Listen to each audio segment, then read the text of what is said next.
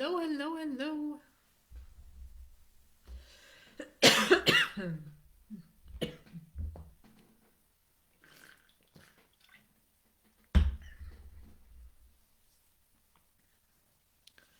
Hello, everybody. How are you? You guys, I almost forgot tonight. I remembered 10 minutes ago. Hey, Mark. Hi, Brandy. It's cold here. As you can see, this is like the kind of sweatshirt I need because it's freezing. Well, it's freezing to me. Hey, Bruce. See, Bruce has a top fan, a little top fan thing. Brandy, for as much as you're here, you should have a top fan badge as well. We finally got some snow this week. We have been snowless. And so we finally got some snow this week. So that's been good. Well, we need the moisture. I could do without the crappy roads, but if it could just snow outside of the roads, that would be awesome. Hey, Sam. I'm assuming your dad's gonna jump on here any second. All right. Oh my gosh, a whole bunch of you already. Okay. Well, for those of you who are watching and too shy to say hi, or if it is your first time as you're scrolling through here, I am Mary Jo, and I am the author of the book Farming Without the Bank.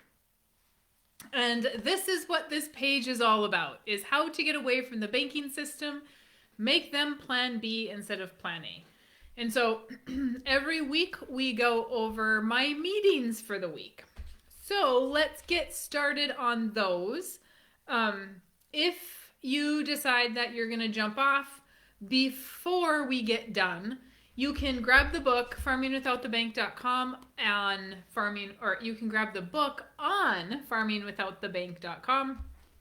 And then I would highly recommend you also get the book Becoming Your Own Banker. If you are not so sure you want to invest in the books, you can just listen to the podcast, Farming Without the Bank, and that is going to give you a good start of what we are trying to do here. Okay. So let's get started.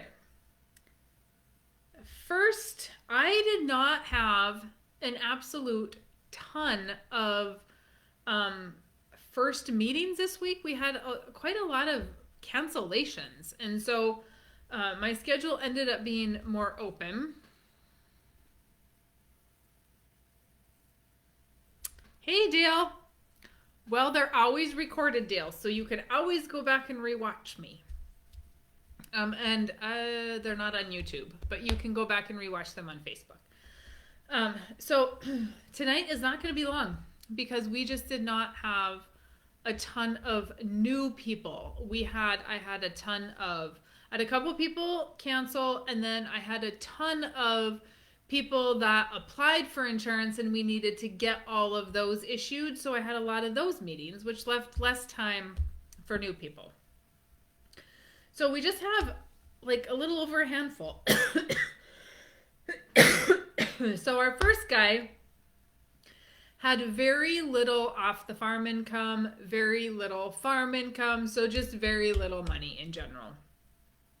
No life insurance and no money to really get started with whole life. And that's okay. Nothing wrong with that. Hopefully we'll get some term insurance started for him. So when the income does change, we can start something later. But at least, again, it is never a waste of time for me to meet with people that don't have a large sum of money or large cash flow coming in. Because how do you prepare where you need to be if we don't meet and you don't know, or you don't have ideas or strategies or whatever? I met with a lady this week also that doesn't have any extra income either. And she wanted to do term insurance and some policies on her kids. And so we'll definitely probably do something on the kids because she has enough income to pay for some kids policies because they don't need much. And then on herself, we just kind of strategized about what do we do to make income, because her thing is chicken, rabbits, and I think she has goats. And how do we make that work? And I have another guy that I talked to a few years ago, and he was doing the rabbit thing. And so I just connected those two. So hopefully she can learn something, produce some income, and go that route. But that gentleman that I talked to a couple years ago, he didn't do business with me. Timing wasn't right or whatever. I don't know why. I don't bug people. But that doesn't mean that I can't connect people. And when I reached out to him today, I could kind of tell, I just texted him, and I could kind of tell he was a little bit surprised. Just because you don't do business with me does not mean that I can't make that connection. This is all about helping the industry as a whole. And so if we can help the industry as a whole, great. Not everybody is meant to do what I do. Not everybody's meant to work with me. Not everybody's ready when they meet with me. And so whatever that might be, that doesn't mean that the person I'm helping today, I cannot connect them. And I do that a lot. Connect people to other people I've talked to. So for those two individuals, it's just not the right time for them financially. But now they know where to start. They know where we need to be to get started. Then I had another father-son, this was a super fun meeting because dad is doing what his dad did. And the son is coming back to the farm. They're mentoring for, however long the son needs to be mentored, because he's had an off the farm, or he's lived kind of a whole different life. Now dad is ready to retire and hand that off. One of the boys is going to come back. He's going to learn the business because everything is set up as an S corp. Dad is going to walk him through everything. Dad is owner financing him. Excuse me. Dad is owner financing him so that he can take everything over. But what was interesting in this conversation is because they had everything outlined. It was fantastic. But what was interesting is that he's owner financing and charging him 2% or 2.5% or something like that on some ground. And I said, well, you have to pay capital gains on that. Yep.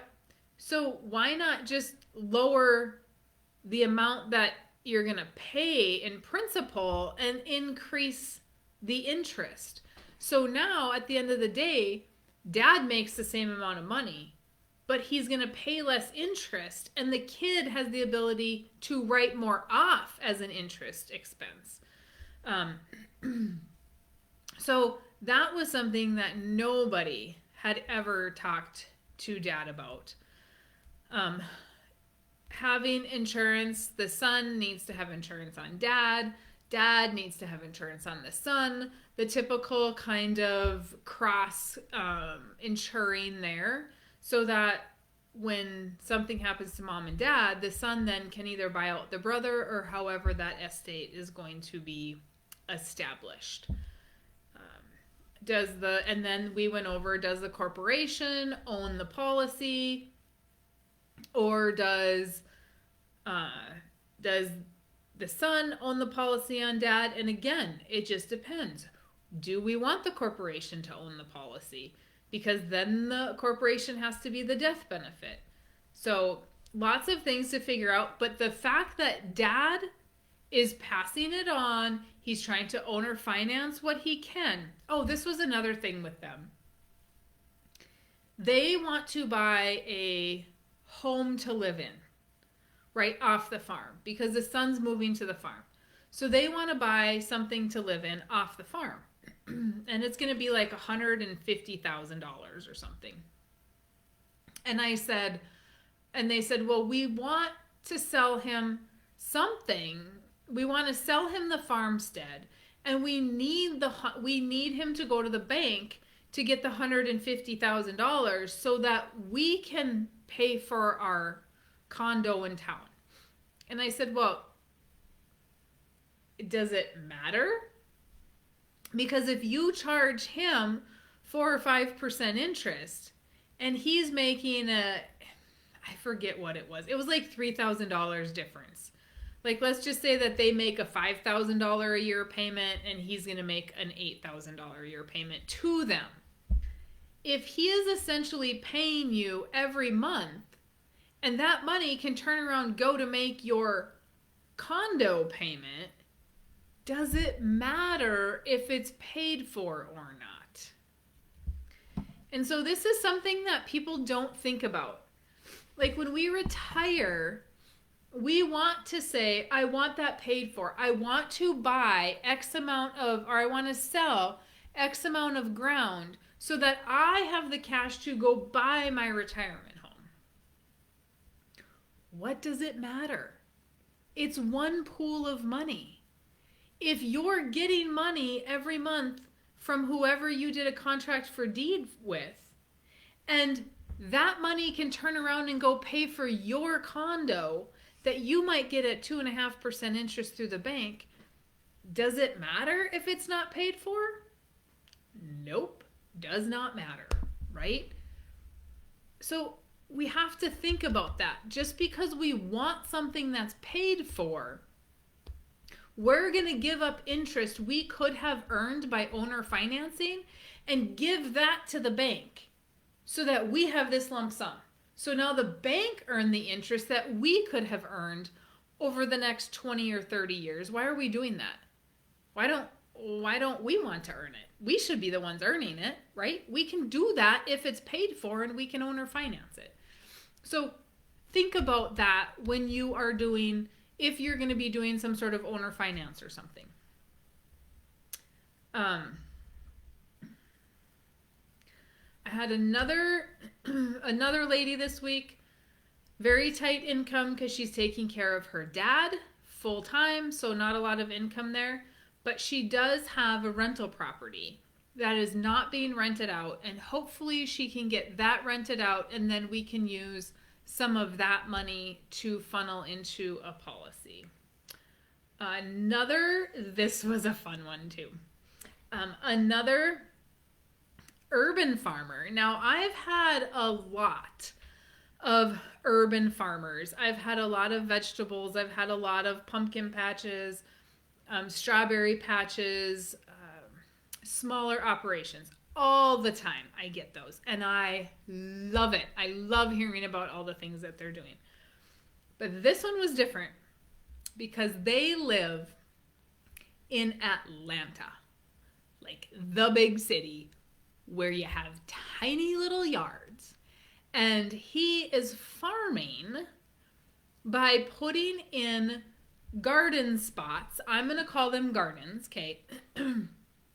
It's urban farming. However you want to roll the dice. Here, we refer to them as a garden in our backyard, right? And so he's putting in these plots, as he referred to them, or parcels, in other people's backyards. And he is growing vegetables there and then selling them at farmers markets or contracting them or doing whatever he's doing. It was very fascinating to me because I have never met with anybody on that small of a scale for yard size, for acreage size. Even my small people still might have an acre in their own yard. They don't have to go to other people's yards. So super fascinating that this is being done. Like, talk about out of the box thinking. And it's called spin farming. Now, I looked that up a little bit last night, the little bit of time that I had. And there's some programs that have to be purchased on spin farming in order to really get a grasp of what it is. But what the big picture of what it is they're teaching people in cities how to produce the food and make the maximum amount of money. And so in this particular situation, he had some startup costs and he's got some debt. And we've got a lot of credit card debt based on having to get these started.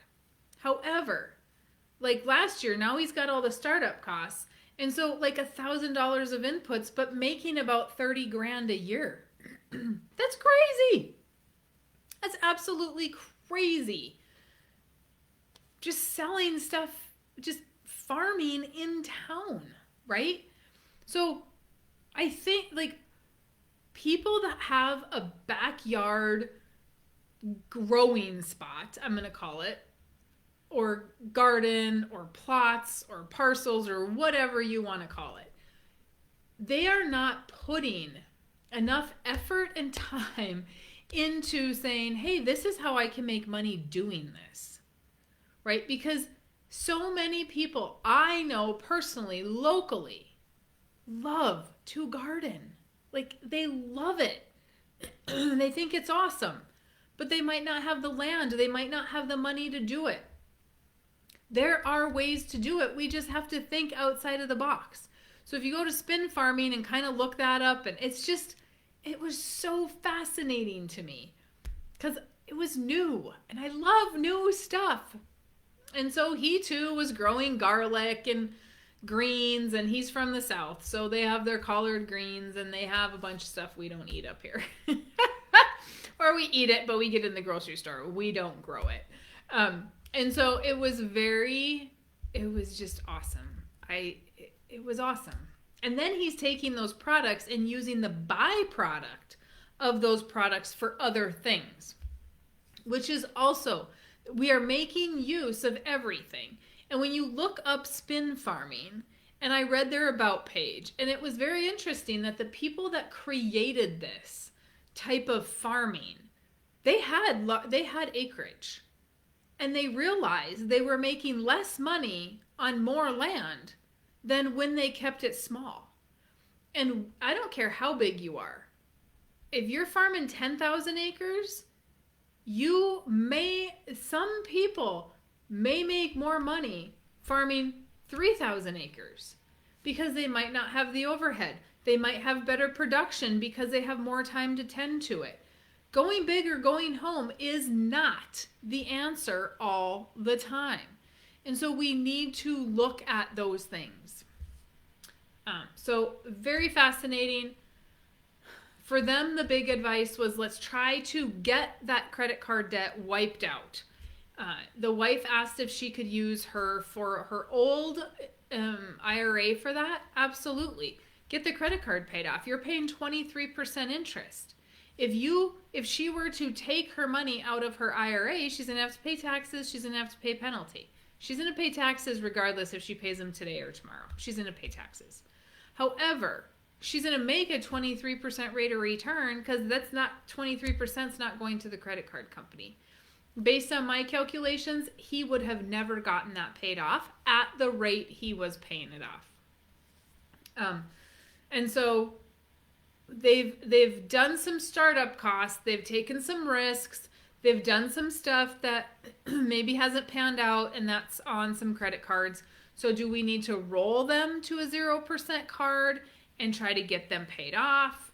Do we do a home equity line of credit and get them paid off through that? There's multiple ways, but when I see credit card debt, we have got to get that paid off.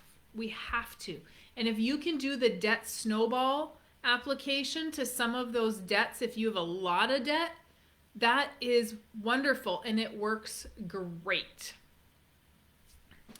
And so if you've not ever heard of the debt snowball, just Google the debt snowball payoff or something like that. And there's calculators that you can put your debts into, and you will want to pay one off the fastest you can, and then take that money and apply it to the next one. Take those two, apply it to the next one, and then get some of that stuff paid off. And then cut up the credit cards if you can. This is my advice to anybody starting a business. If you can use a 0% interest credit card, that's going to be 0% for 18 months or 24 months, use that card. Do not use a 24% interest credit card. And we don't want to be constantly doing that because there's things that affect our credit.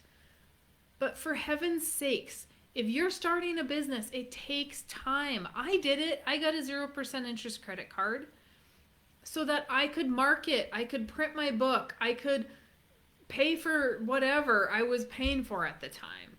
And I bought myself some time by not, because I knew I should have the money by 18 months, right?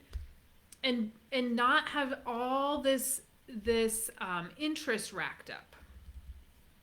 So don't get yourself in trouble with credit cards, but be smart about it. If you have them, roll them. Do what you need to do to get them paid off. All right, who do we have here? Hi, Heidi. Hey, David.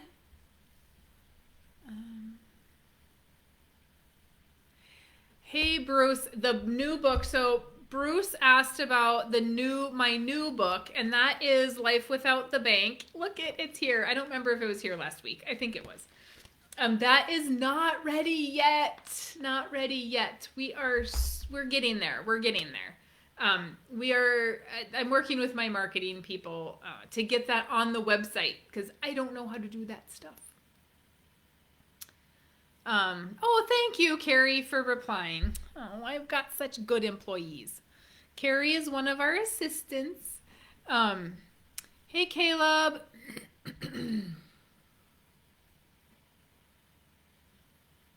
Oh, Heidi, you're going to love spin farming because you and I have the same brain, I'm pretty sure. So you're going to love it. It's so fascinating, and I can't wait to kind of dig deeper into it. But also on that note, here's another thing I learned this week from some other farmers that I have. They are producing Timothy hay.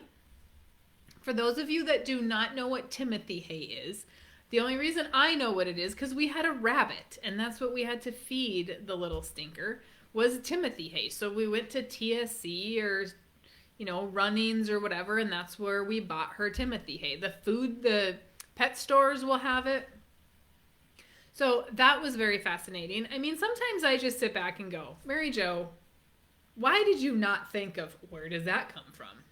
Right? Like, even I get into the mode of saying, oh, look, there's some Timothy hay. I need that. Okay, I'm going to buy it. Never thinking, where the heck does that come from? Who grows that? Like, so dumb. Sometimes I just go, how do you get by day to day, Mary Jo? I don't know.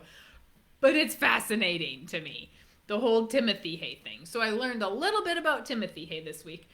And then the same awesome couple had 500 acres of produce. And their story is a little bit interesting because they don't necessarily do they don't do farmers markets. They have a little roadside stand, but the majority of what they do is contracted with big named retailers, big named grocery stores. And guess what? They didn't start overnight. They started very slow, and it kind of happened by accident. Like, he had bought some store early on in his life, some retail store, and then he was just marketing himself and trying to get his own produce into other stores in his area. And guess what? It just grew naturally. And it's probably taken, I didn't ask him how long he's been doing it, but based on his age, I would venture to say he's been at it 25 years. And so many people think, I want that tomorrow. That doesn't happen, right? It takes time to get there. It's like many people who think, well, Mary Jo has it all, right? Well, Mary Jo couldn't afford a McDonald's coffee 11 years ago.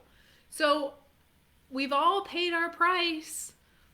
But there's not really any kind of, I did ask them if they have some crop insurance.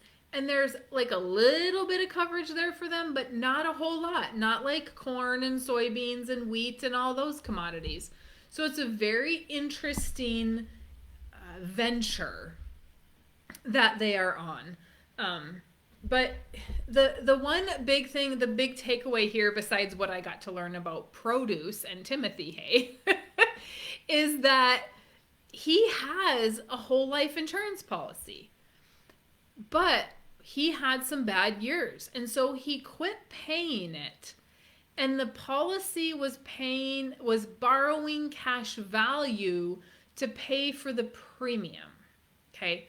This happened a lot of years in a row, and we aren't exactly sure how many because he couldn't remember. And so we need to dig a little bit deeper. But it was about 10 years. He has a loan on that policy that's over $300,000 because his premium is big. There was no Mary Jo selling them a premium. No. But Mary Jo is going to figure out how to help them pay that back and then start using it. Because it is super important that that gets paid back. And we figure out what happened in that policy, how it survived as long as it did on its own, all that good stuff. Huge loan. I want to know, huge loan. I want to know how much of that has been compounding interest. That is his loan versus what's there in principal. And now, can he write some of that interest off as an expense? Because that policy, because farming was bad, the policy had to pay for itself. So can that be a farm expense? I don't know. The farm needed the death benefit. Like, it couldn't cancel the policy. He needed the death benefit. So I'm not sure how that would work. Something they need to talk to their accountant about. But they've got like $16,000 of interest on his policy. Her policy, same thing, but not nearly as bad. I think her loan was about $35,000.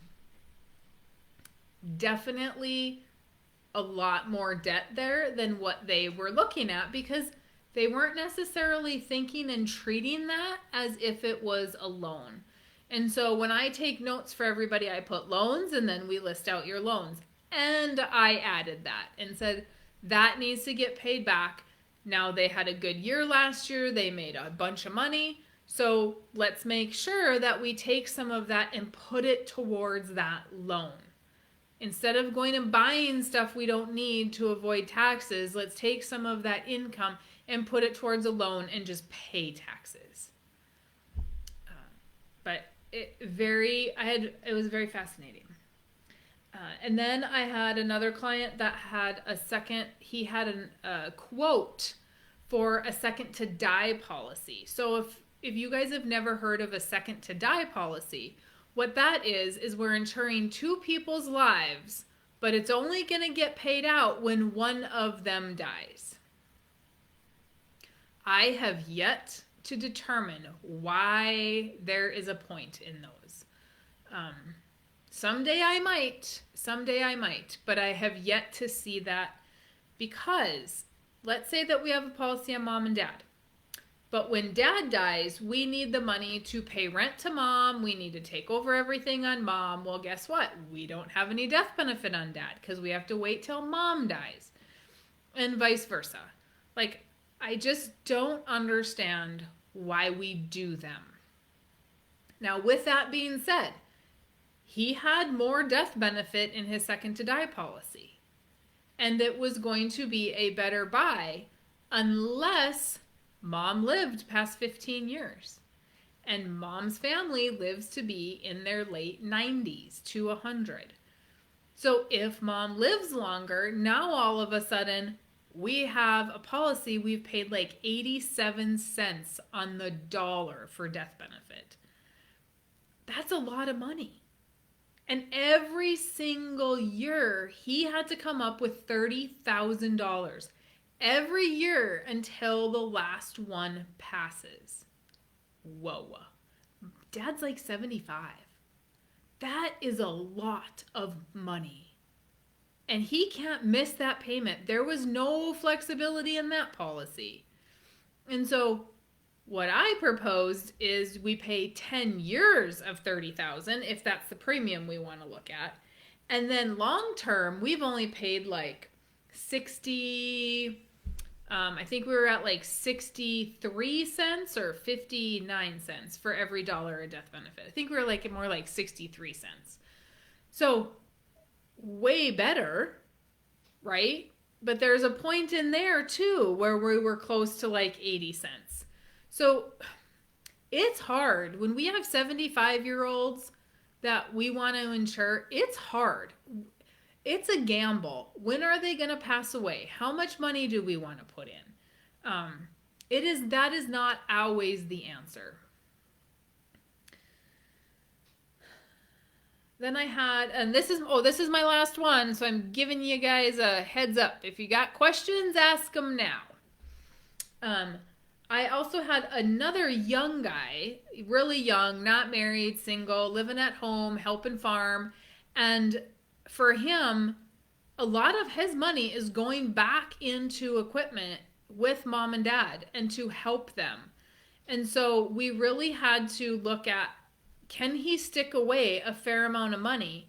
And he, again, talked to another agent, did everything I say not to do, and found out that I don't say that just to say that, right?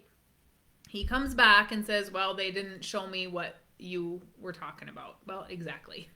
Anyway, so I said, well, he came with the intention, oh, I'm just going to have a policy on myself. And I said, well, what about your parents? So they're in their 50s because he's in his 20s. Dad's like 58. I said, why wouldn't you buy a policy on them? Because now you have this money. Buy a policy on them and maybe just do term insurance on yourself. He's like, oh, well, I had not thought of that. Nobody had ever suggested that. And so we really went through that scenario of what if mom and dad pass away tomorrow? Who's going to take care of it? What if mom passes? Dad probably still farm. What if dad passes? What's going to happen with mom? Are they going to be okay for you to insure them? All these things. And so those are all things that have to be considered. And he was, his head was spinning by the end of the meeting. He was doing a lot of this and rubbing his face. And so what is it that it's not just as cut and dry as, oh, I want a policy on myself. When I ask a lot of questions about family, who's going to inherit it? How many siblings do we have? Who's going to buy it out? What are the answers? We need to know long term what's going to happen. Because I'm always looking out 10, 15, 20, 30 years. Well, 10's actually pretty short. I'm usually going 20, 30 years from now. What's going to happen? What is the plan? There are not a lot of people looking long term. Everybody wants short term. What are you doing next year? I don't really care what you're doing next year. I mean, I care, but next year is just as important as 30 years from now. What are we doing? How is this going to keep the farm alive? We are not asking that question. We're barely trying to get by this year. And would we really be struggling this year if generations past had planned? No, we wouldn't be. If people had planned, but people don't plan. So therefore, the current generation is going to struggle. So somebody must start that plan. If that's you, it's you. Okay, for those of you that have not gotten the book yet, you can go to Farming Without the Bank. You can grab both of those books in a bundle. It comes in audio. Yes, you have to read the book before I will meet with you. And apparently, we've had some ornery callers that say, I want to talk to Mary Jo. I don't want to read the book. I just want to talk to her. Well, that's not happening, my friends. It's not happening. And so as people think, oh, I'm going to call and I'm just going to have this really short conversation. The conversation turns into 45 minutes, and you could have had the book read in 2 hours. And then we could have had an hour and a half conversation based on how I can help you when you understand what I'm doing. We've had some people hang up on my assistance. And so that just makes them mad. Well, guess what? Henri plays with Henri.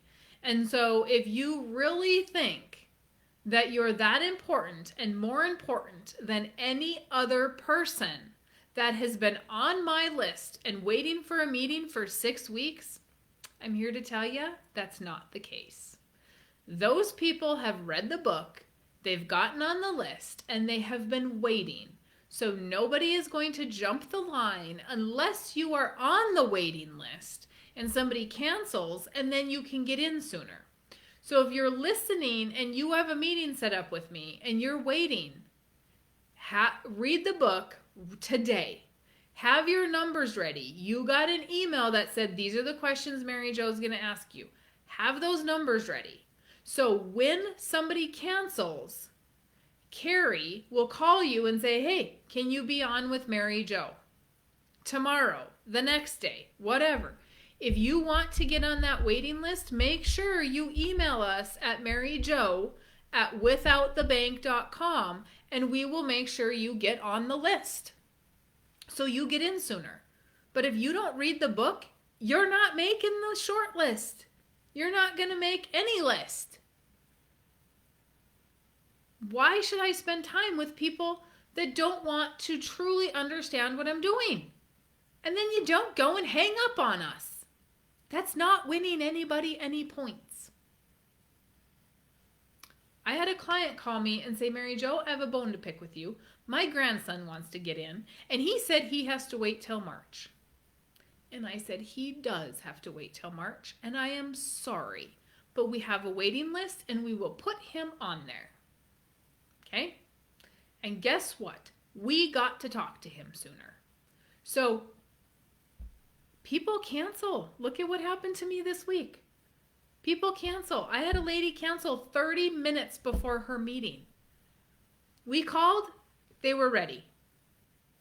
And they got in much sooner than expected. That doesn't always happen, but we try to fill every single cancellation. So get on the list. Be ready for your meeting. Get all your numbers together, because if you don't have your numbers, let me tell you, it's hard for me to give you advice. And I'm not asking for huge numbers. I'm asking for like 3 numbers and your loan values. That's all very easy information to get. It should not take you more than a half an hour to get loan values. If that. That's if you have a lot of loans, right? I need your gross income. I need your operating costs. That's it. That's it. That's all I need to get an idea about what you're doing. And then I have other people, like my one client this week that gave me 5 pages of a Word document in advance, and I had to do my homework. And I was happy to do my homework, and it made the meeting go much smoother, much faster. We got more covered. So that was good as well.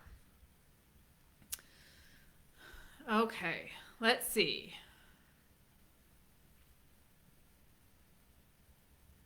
Read the book, right, Bruce? You're gonna learn something every single time. Oh yeah. And Carrie said, please, if you're on the waiting list, please answer when you see our phone number come in, which is 701. Okay, so it's our office number starts with 701. So if you see a 701 number, that's your lucky day. That's your golden ticket to get in to see Mary Jo. And Carrie is calling you to make sure that you can get in. Carrie will be your best friend if you are waiting for a meeting. So make sure you're answering your phone. We are not telemarketers at 701 here in our office. But email us, make sure you're on the waiting list, make sure you answer your phone. I think Carrie will text if she can't get anybody to answer the phone. because we try really, really hard to get people in. And occasionally she'll just go down the list and start calling people that are scheduled out longer so that they can, get moved up, because we don't want empty spots if we don't need to have them. Okay. Thank you for that, Carrie. That's all I have tonight. That's it. It was short because we just didn't have a whole lot of new people, but we had a lot of new stuff, which was very interesting. Here's another thing I learned this week. I never shut up when I say I'm going to shut up. Oh, I didn't bring my phone down. That's what happens when you almost forget that you're going to do a Facebook Live. I was listening to Damian Mason's podcast, which is The Business of Agriculture. And so if you've not listened to that podcast, you may want to tune in. But this morning I was listening to his podcast on hops growers. And that was very fascinating. What it takes to grow hops, how expensive it is, the risk, the work, oh my gosh.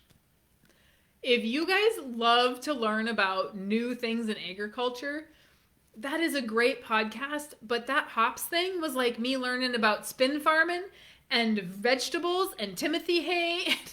I love it. I love it. Because there's so many things for us to do. We don't have to just do corn and soybeans and peas and cattle, right? There are other things that we can do as well. And I think as an industry, we really need to open our eyes to that. If we see these things in the grocery store, why in our right mind do we maybe not go, who grows that? Or how does that grow there? Or can we grow that here, right? And so it's always fun. I mean, I love every single client, but I do get a little more excited when I can learn about new things. Like peppermint. I learned about peppermint not so long ago. Not as much as I would have loved to have learned about peppermint, but we will visit with them again. It's all awesome. Okay. farmingwithoutthebank.com. Go there. If you have questions, comments, whatever, email me at maryjo@withoutthebank.com and we will answer that email for you and help you in any way that we can. Otherwise, you guys have a fantastic night and I will see you next week. Talk to you later.